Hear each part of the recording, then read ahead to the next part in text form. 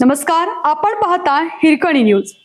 Hirkani news प्रत्येक क्षण ताज्या घडामोडी आणि महत्त्वाच्या प्रत्येक बातमीसाठी नेहमी तत्पर. देशात हुकुमशाहीचे वातावरण, निष्ठावंत कार्यकर्त्यांना संपवण्याचा डाव, संजय राऊतांचा सत्ताधाऱ्यांवर घणाघात.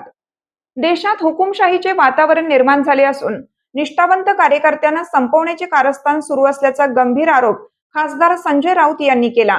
पुण्यात आयोजित धनंजय थोरात स्मृती पुरस्कार वितरण सोहळ्यात बोलताना राऊत यांनी केंद्र आणि सत्ताधाऱ्यांवर जोरदार टीका केली. कार्यकर्त्यांना बाजारातील भाव देऊन विकत घेण्याचा प्रयत्न सुरू असून विरोध करणाऱ्यांवर दडपशाही केली जात असल्याचा आरोपही त्यांनी यावेळी केला. धनंजय थोरात स्मृती पुरस्कार वितरण सोहळ्यात खासदार संजय राऊत यांनी सत्ताधाऱ्यांवर टीकेची झोड उठवली. देशात हुकुमशाहीचे वातावरण असून निष्ठावंत कार्यकर्त्यांना संपवण्याचे कारस्थान सुरू असल्याचा आरोप त्यांनी केला.